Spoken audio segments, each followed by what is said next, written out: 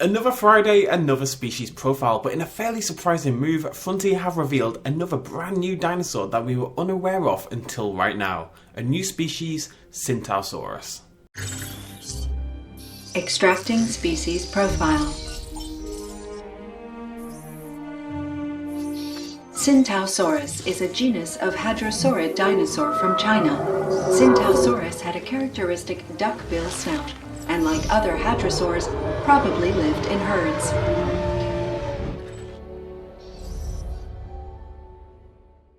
And there it is! Interestingly, only about an hour ago before the species profile came out, we discovered this very same dinosaur in the updated Twitter banner for Jurassic World Evolution, but it was, by and large, unconfirmed until now. This Chinese hadrosaurid was, as they said, only recently adapted in 2013 to have a new form of crest, and even a cursory glance seems to suggest that the evolution variant is actually quite realistic, at least based on our current paleontological knowledge of the dinosaur.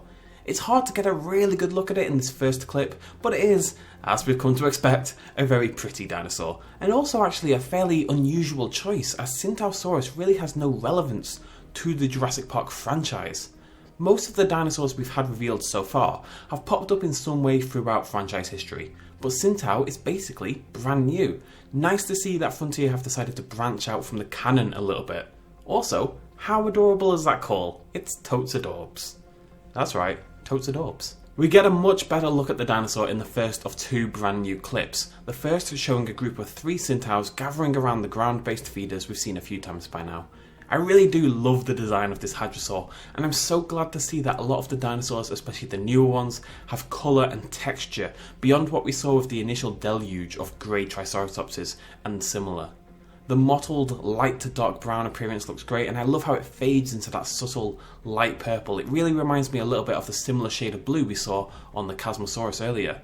There's also a lovely little animation here as we see the hadrosaurs eating. Not only do they lean down, open their mouths and take those juicy, tender leaves into their wanting maws, but they also very distinctly tug once they've got hold of the leaves. Not just eating, but actively ripping the foliage away from the feeder, with enough force that the back leg actually has to step backwards to sort of stabilise the body from the movement.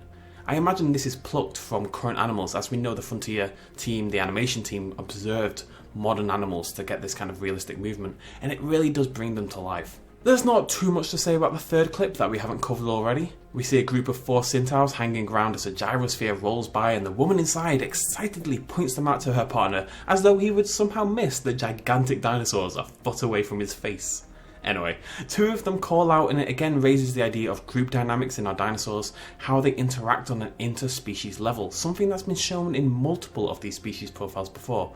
Are they calling out for a specific reason? Do others react to these calls appropriately? I'm really excited to find out in the final game. Since I don't have much else to do other than go on about them being pretty, because they're so pretty, I'm going to talk about the dinosaur itself briefly, primarily that bizarre little crest. Now that crest is actually backed up by a very strong piece of bone, almost resembling a unicorn when you actually look at the skeleton, and that's where the dinosaur gets its name from. The type species is Tsintaosaurus spinorhinus, or with a nose spine.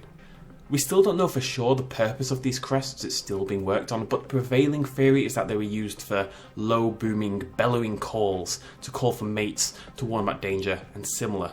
And I'd love to see a noise like that maybe make it into the game to add that extra touch of realism to go along with this very adorable general call that they have. And that's it for this week, folks. Yet another brand new dinosaur. We're only now missing, I think, 10 or so from what we think is the final roster of 38. The game is less than 2 months away. Be sure to subscribe to be kept up to date with all the latest evolution news. This really is the place for it, if we're honest. And please do hit that like button if you have enjoyed this video. It really does help me out, guys. Thank you so much for joining me, as per usual. Cheers, much love, as always. Bye-bye.